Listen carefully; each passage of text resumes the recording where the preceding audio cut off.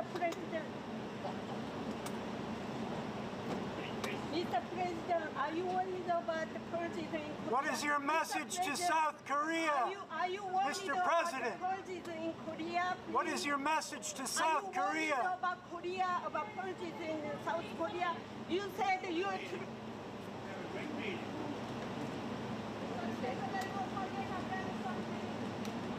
How about the meeting? I know about the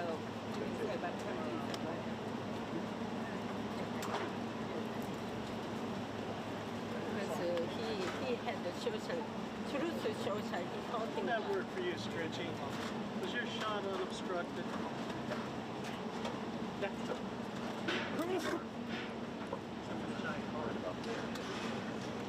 There we go.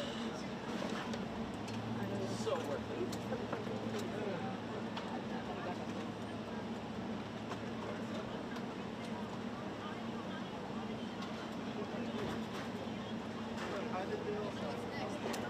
What's next?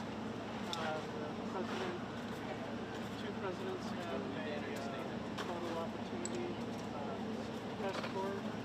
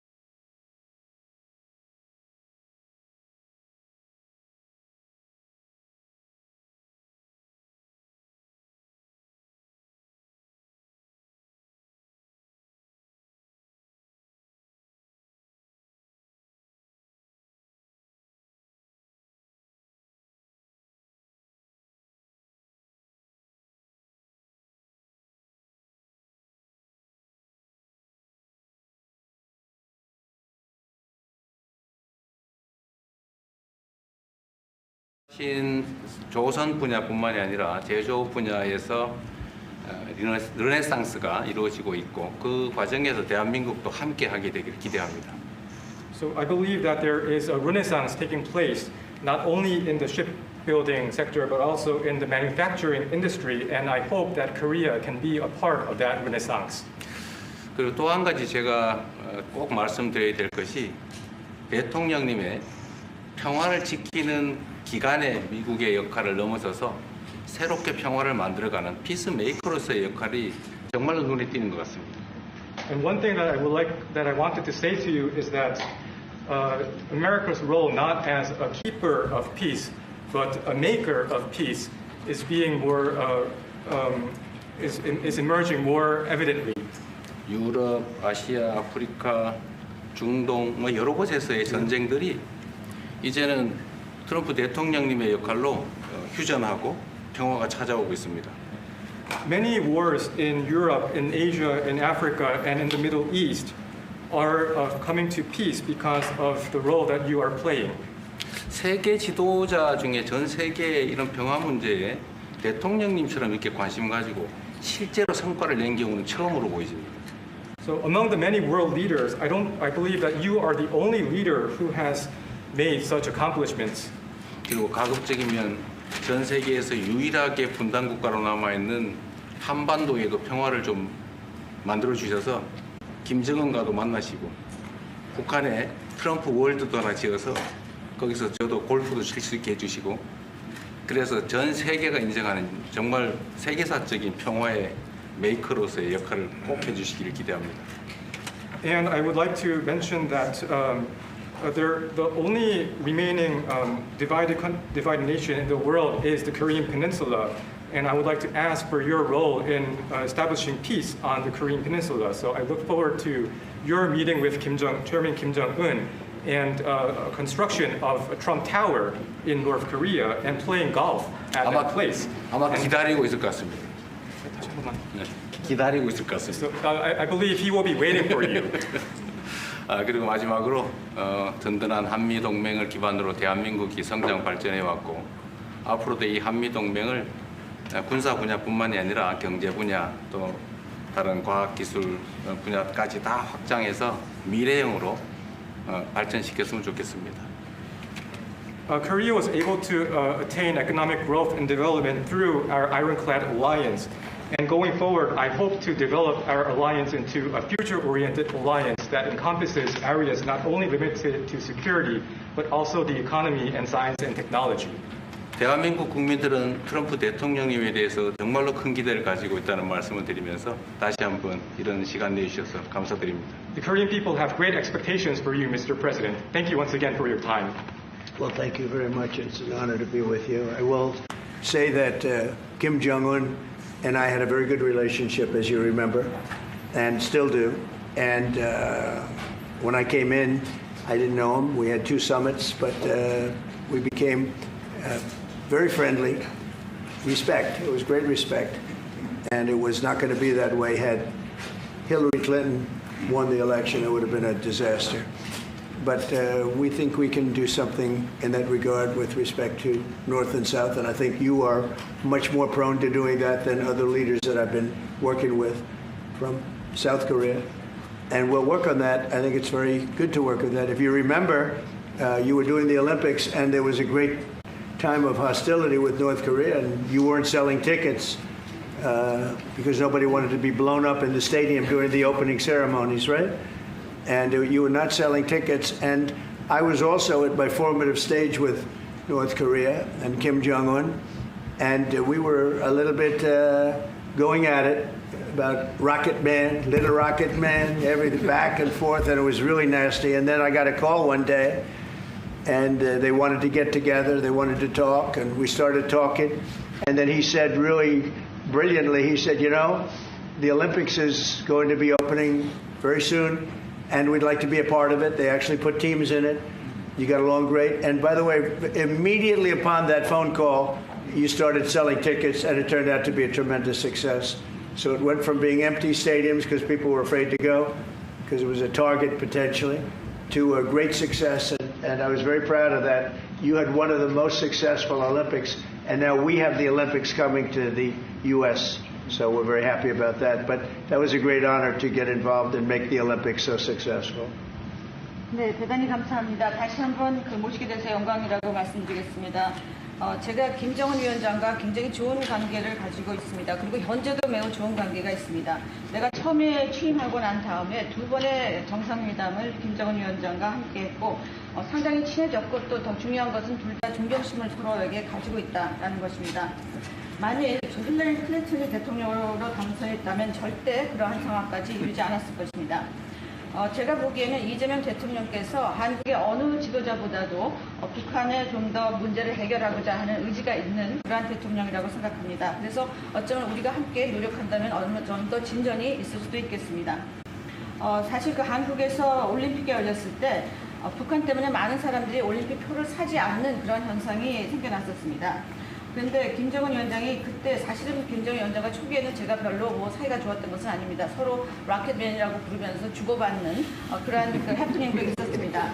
그런데 어느 날 통화를 시작하게 되었고 통화를 하면서 그가 얘기를 했습니다. 한국에서 올림픽이 곧 열리는데 우리 북한도 참가하겠다. 그렇게 얘기를 했습니다. 그리고 그 통화 직후에 올림픽표가 많이 팔리기 시작했습니다. 그리고 한국의 올림픽은 올림픽 역사상 가장 성공적인 올림픽으로 지금 기록되고 있습니다. 또 우리 미국도 곧 올림픽을 주최할 예정입니다. 그래서 우리도 미국에서 성공적인 그런 올림픽을 주최할 계획을 가지고 있습니다. 김정은 위원장 말씀을 하셔서 그런데 사실 대통령님 덕분에 이 북한하고 이 한반도 관계가 매우 안정적이었습니다. 그런데 사실 그 이후 대통령께서 미국 정치에서 잠깐 물러서 있는 그 사이에 사실은 북한의 미사일도 많이 개발됐고 핵폭탄도 많이 늘어났고 진척된 것도 없이 한반도 상황은 정말로 많이 나빠졌죠. Mr. President, you mentioned about Chairman Kim, and thanks to your efforts when you were in office during your first term, the situation on the Korean Peninsula was stable.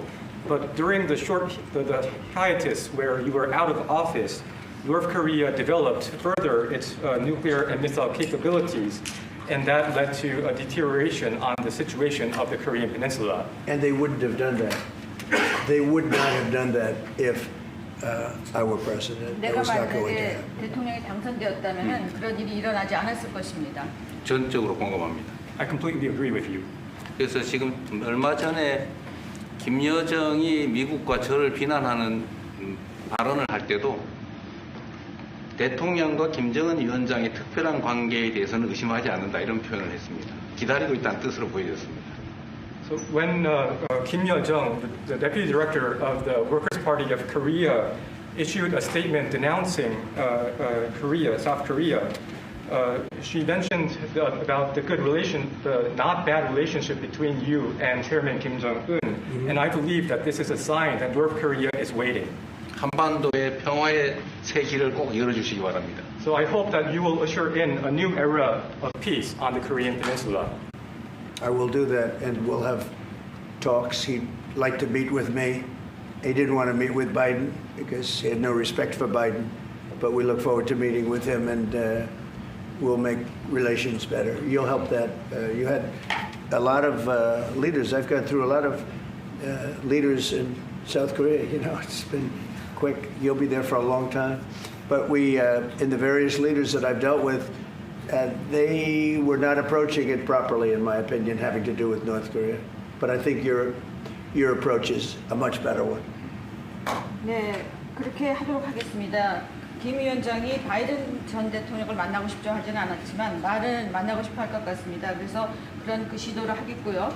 내가 한국의 지도자들을 여러 분을 만나봤는데 제 개인적인 생각으로는 대북 정책이 그렇게 적절하지 않지 않았나 하는 생각이 듭니다. 그래서 이 대통령께서 그 적절한 대북 정책을 통해서 좀 더 그 진전이 있었으면 하는 생각입니다. 저의 관여로 남북 관계가 잘 개선되기 쉽지 않은 상태인데 실제로 이 문제를 풀 수 있는 유일한 인물이 트럼프 대통령이십니다. So resolving this issue through my engagement is not an easy thing. And the only person that can make progress on this issue is you, Mr. President.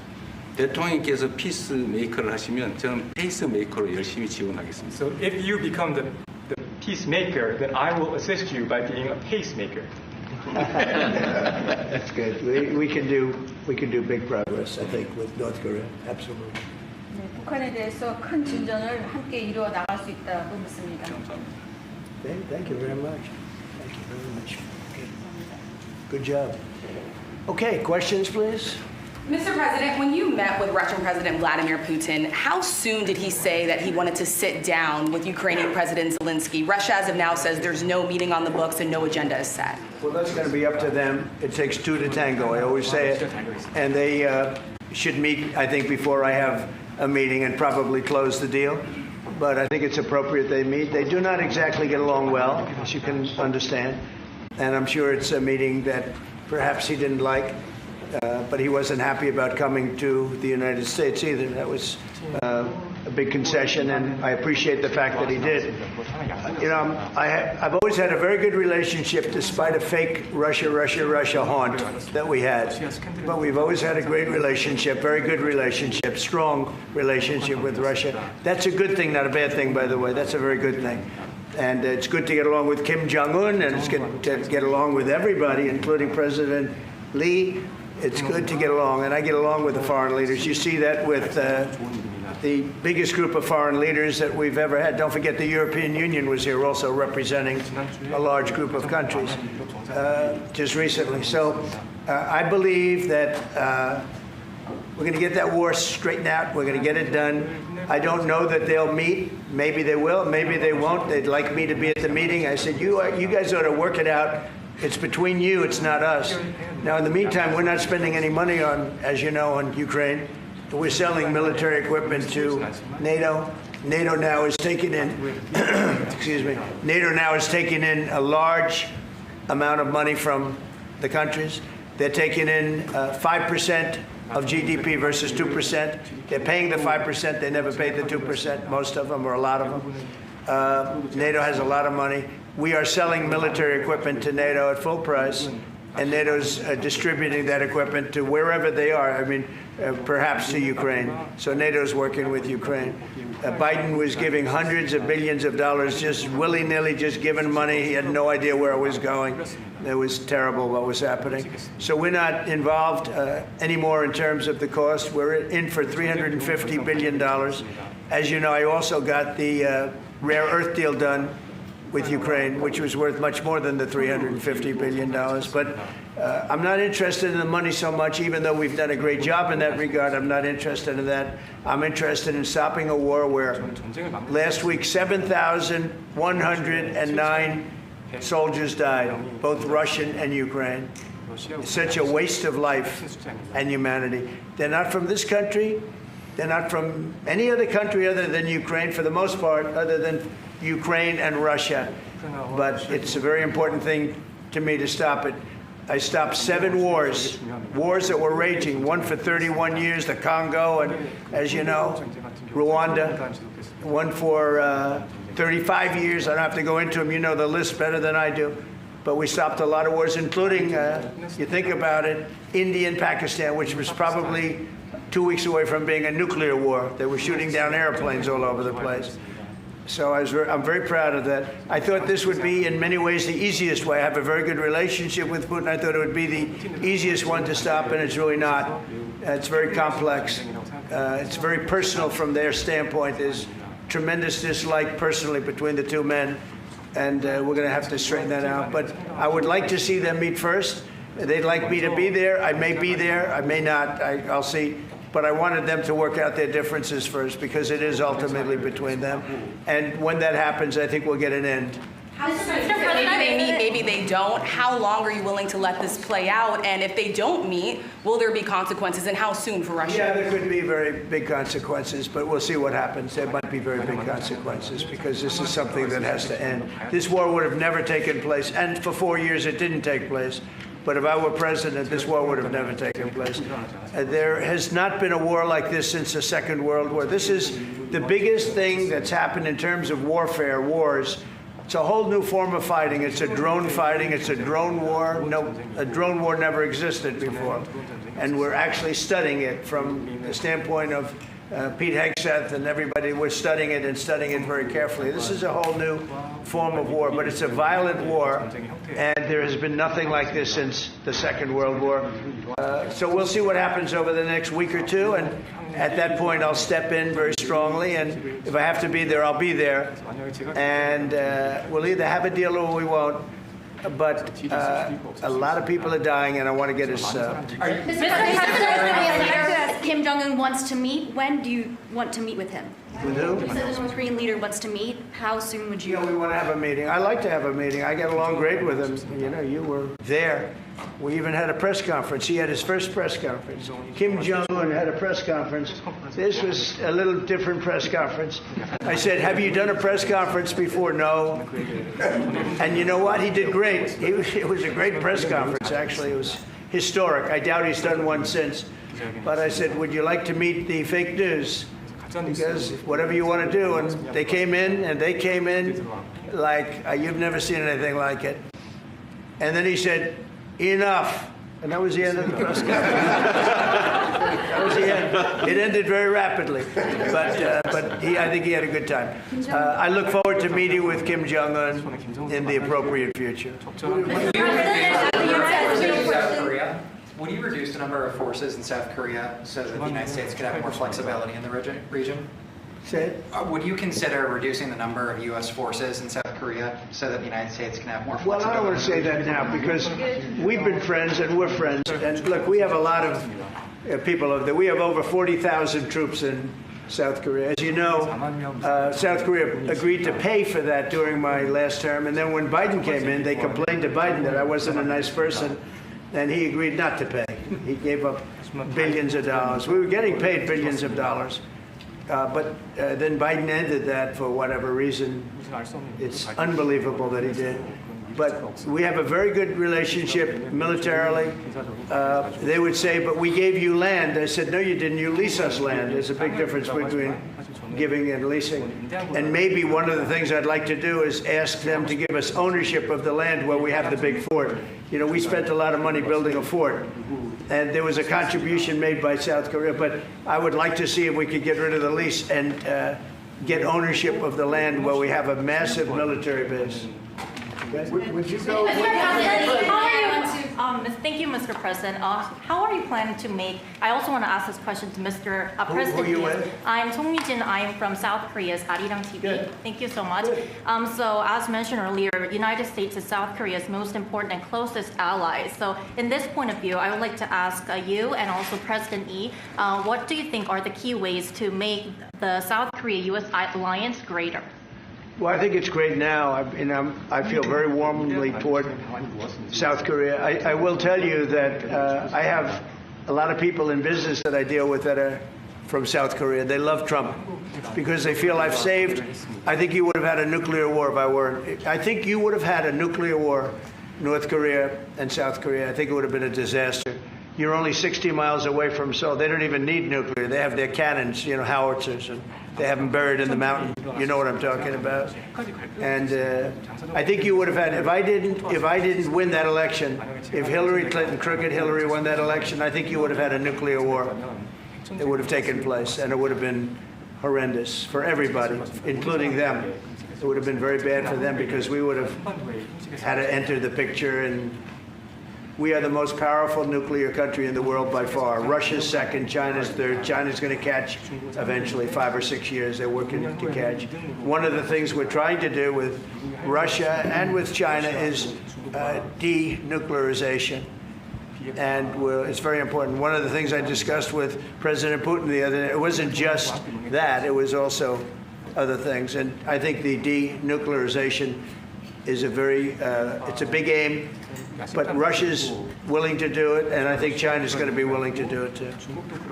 We can't let nuclear weapons proliferate. We have to stop nuclear weapons. The power is too great. Okay?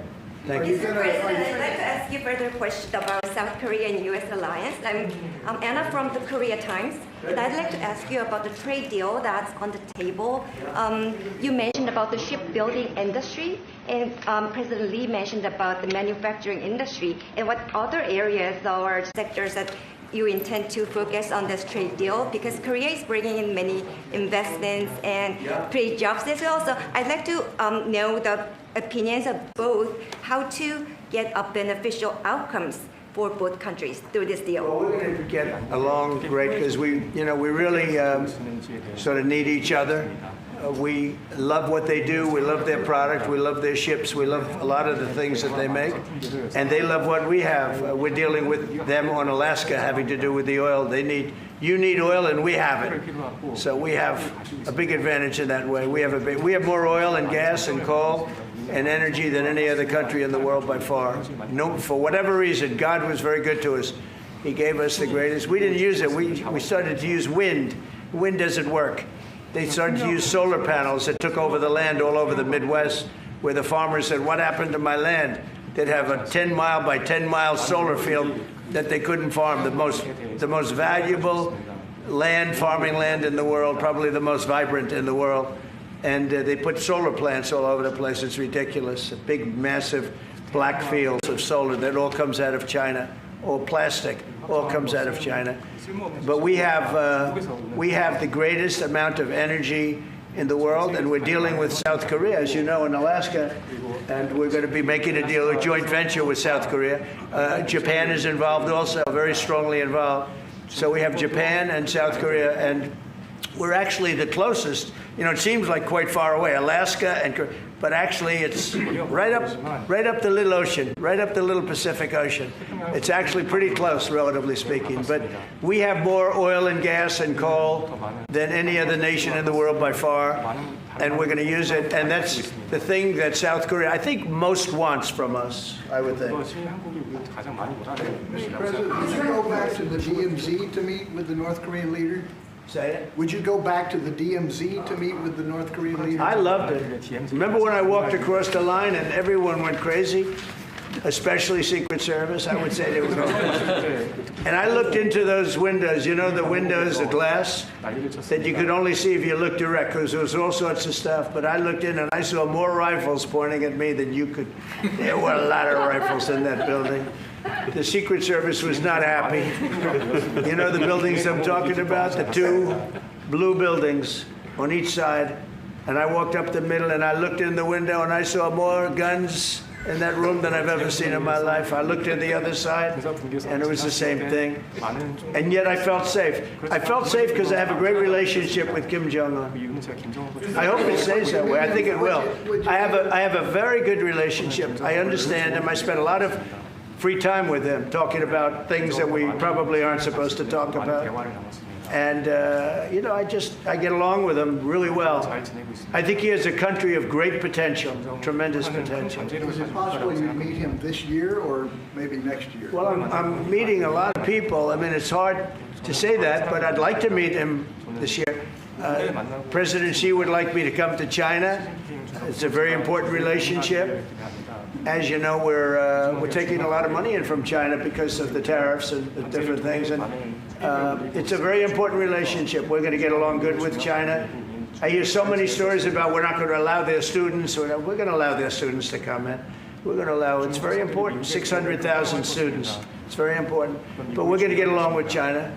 But it's a different relationship that we have now with China. It's a much better relationship economically than it was before. With Biden, boy, what he allowed they just took him to the cleaners. You know the expression?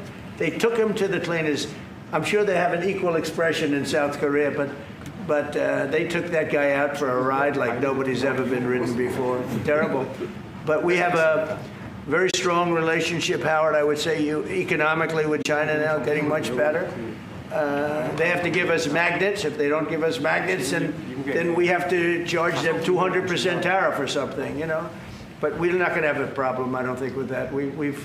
I think that's perhaps behind us. China intelligently went and they sort of took a monopoly of the world's magnets.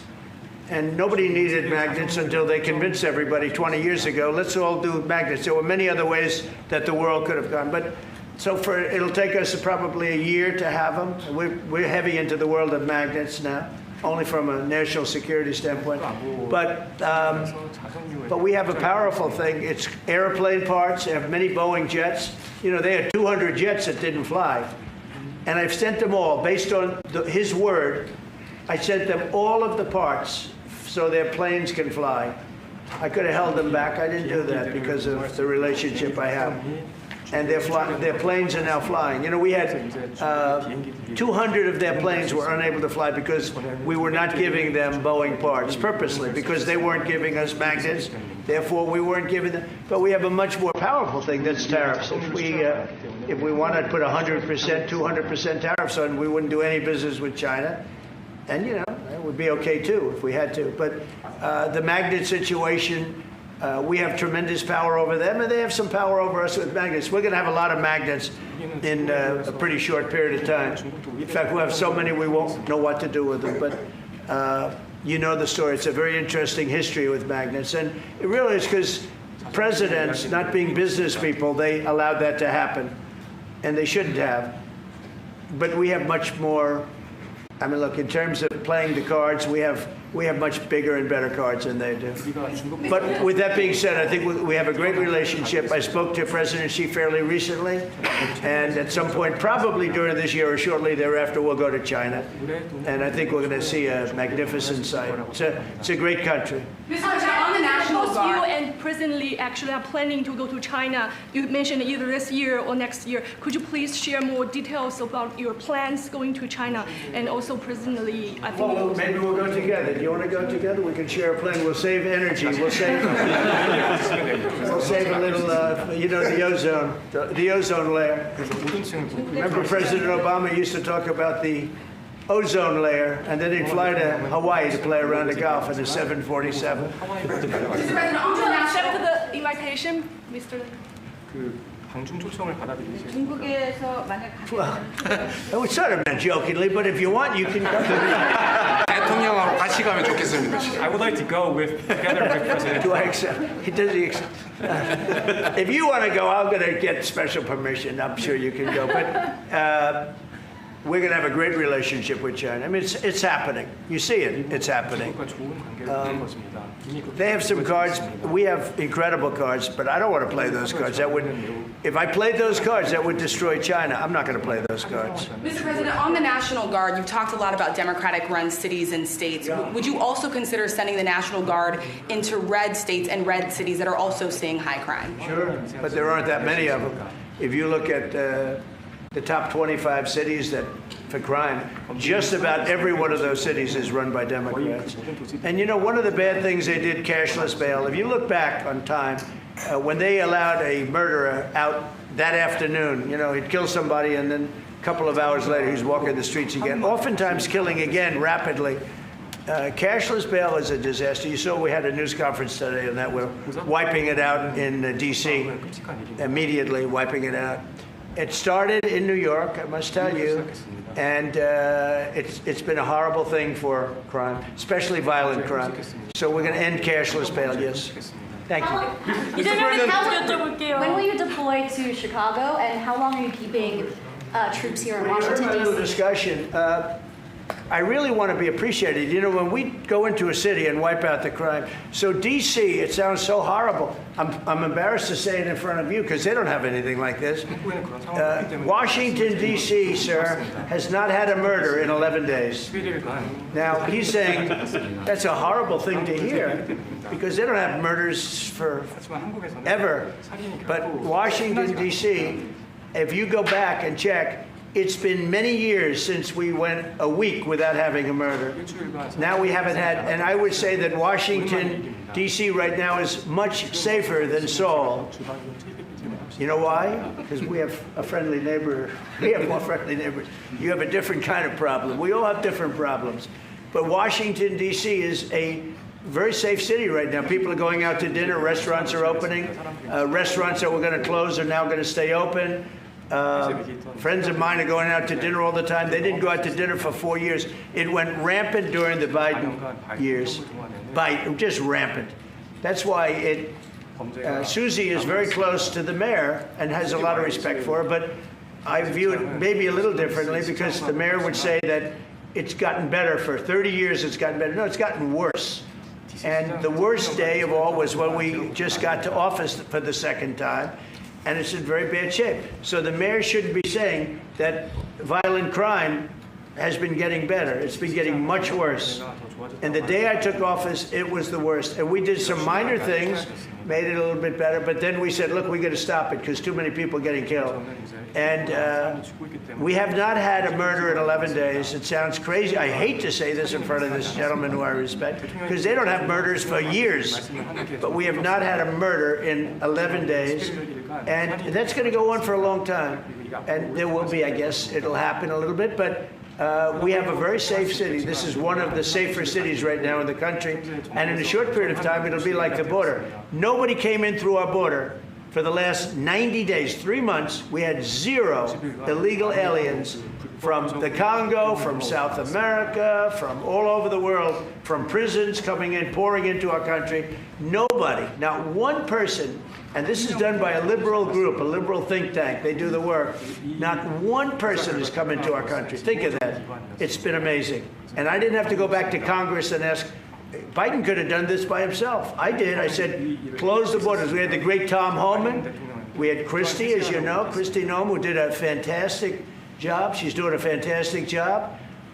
Pete Hegseth has been incredible with the, as I call it, the Department of War. You know, we call it the Department of Defense, but between us, I think we're going to change the name. You want to know the truth? I think we're going to have some information on that maybe soon.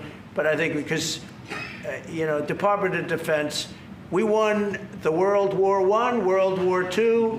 It was called the Department of War. And to me, that's really what it is. It's defense is a part of that. But I have a feeling we're going to be changing. I'm talking to the people. Everybody likes that. We had an unbelievable history of victory when it was Department of War. Then we changed it to Department of Defense. So that's a little thing, has nothing to do with your country, but it's something that I think you're going to be hearing about or seeing about over the next couple of weeks. Probably that change is going to be made over the next week or so. Are there 2 Koreas, North and South, or is there 1 Korea waiting to be unified? Well, I know it is 2 Koreas. I mean, you know, there was 1 Korea. It was a very large country and a very powerful country. And it was a country that went to war with China. President Xi explained it.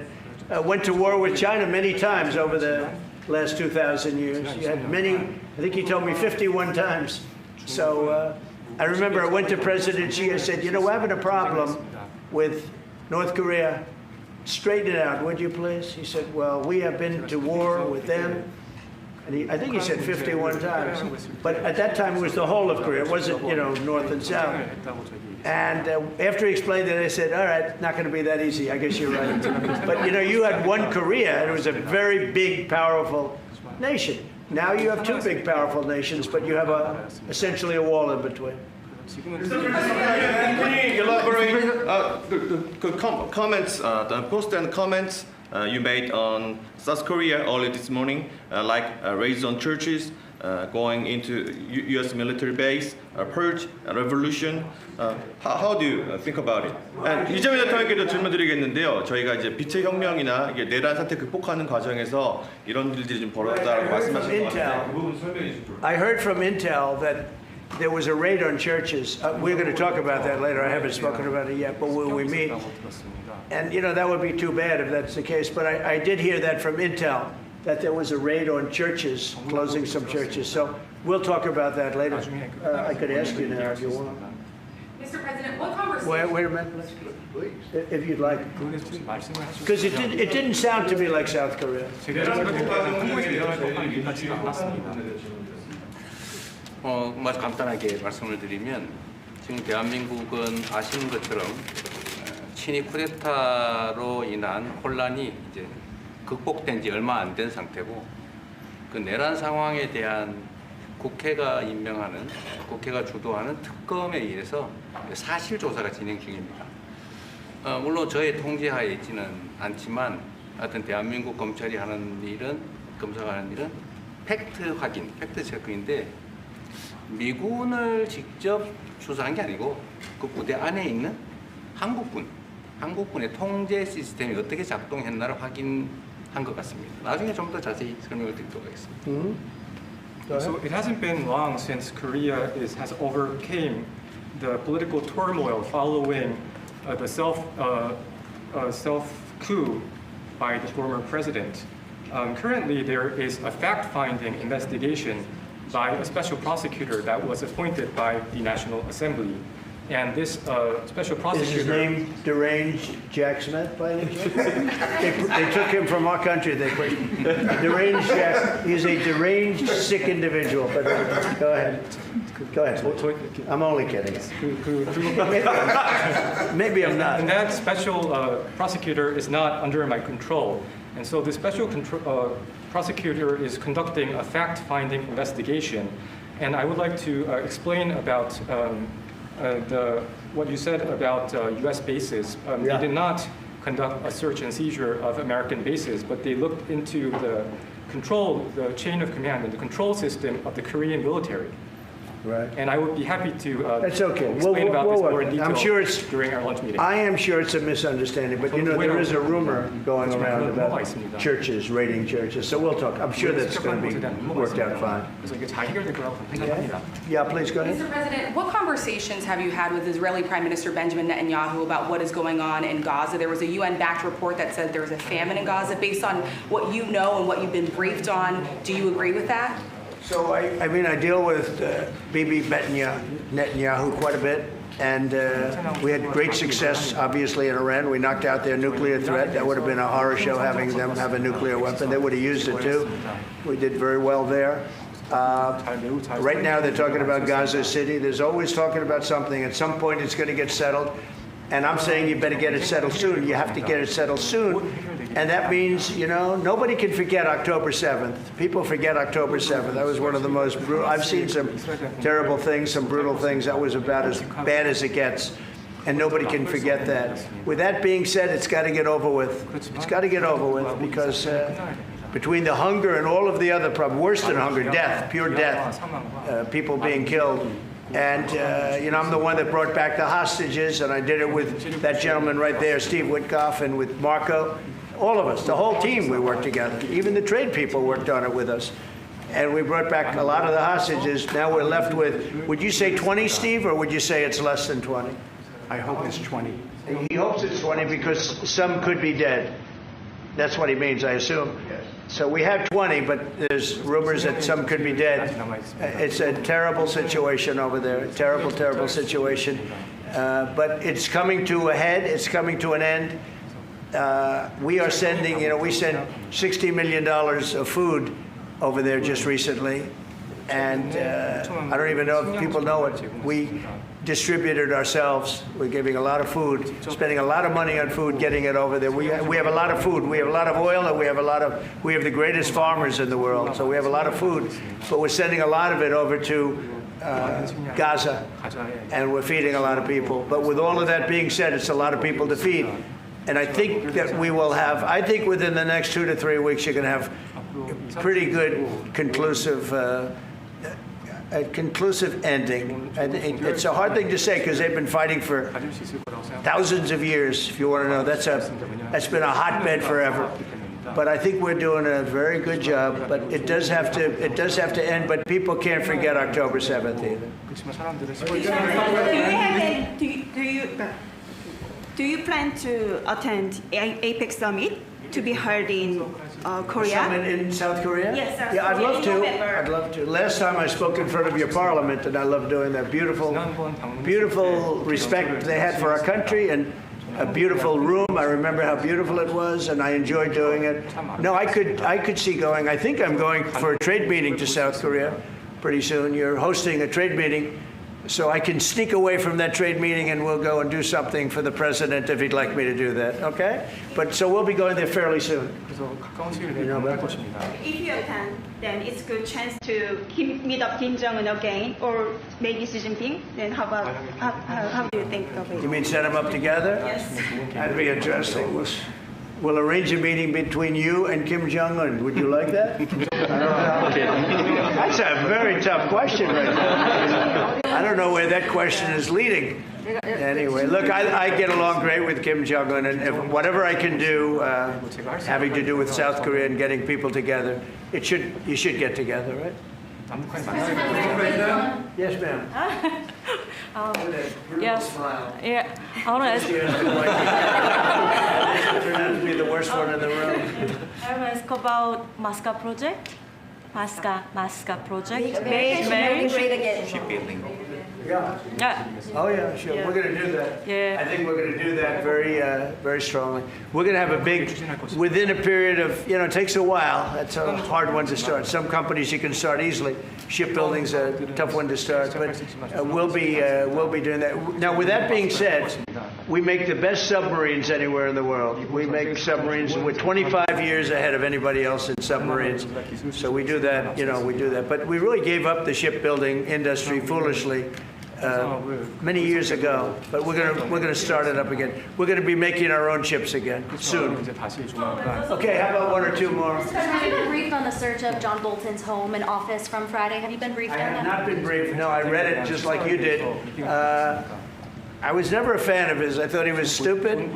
I thought he was, a guy that only wanted to go into war. He liked killing people. I thought he was essentially a bad guy, but I'm not involved in that. No, you'd have to ask Pam Bondi about that. Are more raids coming, sir?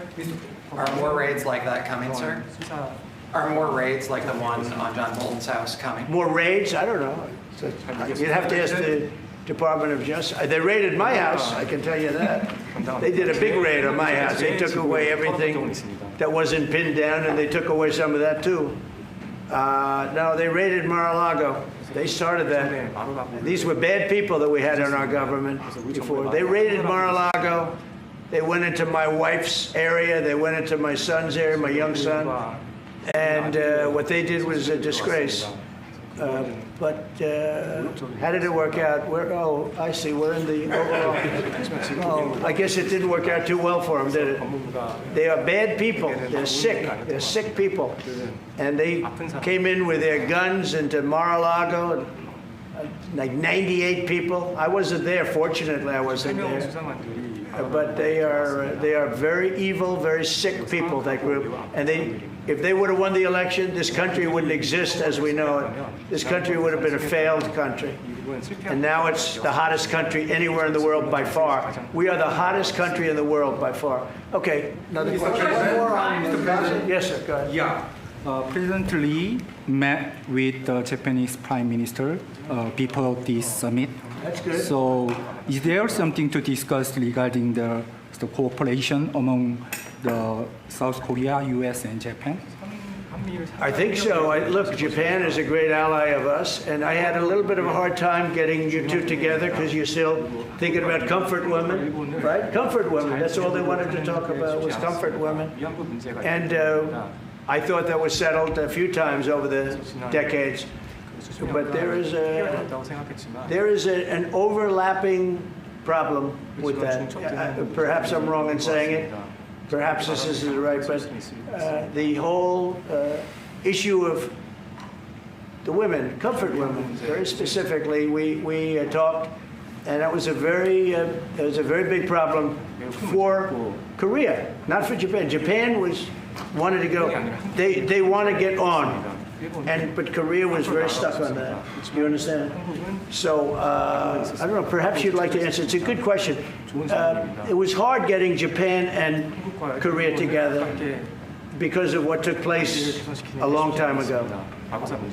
But Japan wants to do it, I can say. Korea is a little bit more tenuous, please. 지금 질문은 그 3자 협력에 대해서. 우리 한미일 협력은 매우 중요한 과제고 또 한미 관계의 발전을 위해서도 한일 관계가 어느 정도 수습이 돼야 됩니다.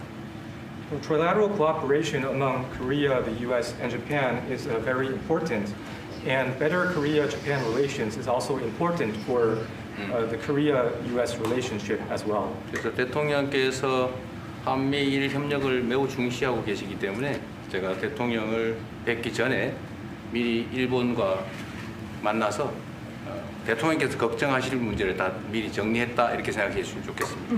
Because I know that President Trump, that you put emphasis on trilateral cooperation, Right. I made a visit to Japan before coming to the U.S. to settle the difficult issues that we have. Good. Well, Japan wants to get along very well with you. And I find them to be great people, great country, obviously. And they want very much to get along with South Korea. And you have something in common, you know, you want to solve the North Korea problem. But Japan very much wants to get along with you, and I'm sure they will. I find the people that I deal with to be wonderful people, as I do with you. 이번에 일본에 가서 이시바 총리를 만났을 때 그 전에 우리가 가지고 있던 여러 장애 요소들이 많이 제거됐다는 생각이 듭니다. So when I visited Japan and met with Prime Minister Ishiba, I realized that many of the obstacles that existed between our two countries have now been removed. True. During my term. We removed them during my term. There was an overlay a little bit, but we removed many of those obstacles during my term. And, you know, if you look at Prime Minister Abe, who was a great man, he was a great friend of mine, and he was assassinated. But he felt very warmly toward your country, I can tell you that. And the current Prime Minister, who I've gotten to know very well, feels the same way. So I think you're going to have a great relationship with Japan. Steve, go ahead. Just to close the loop on Gaza, is there a diplomatic push underway to try to get all this to end? Oh, there's a diplomatic push? No, is there? There has been, yeah, sure. Right now, Steve, I would say very serious diplomatic push. Marco or Steve? Marco, do you want to answer that first? Yeah, it's never stopped. We've always looked to find a solution there. Ultimately, as the president said, we want it to end. It has to end with no Hamas. Thank you, sir. Steve, where are we? I would say that we wouldn't be anywhere but for the president's truth last week, which was a statement to Hamas that they better get their act together and get to the peace table. But for that, it would have been all stalled. So, as usual, he is the man who moves it. Thank you, sir. Thank you. Thank you very much, everybody. Thank you, President.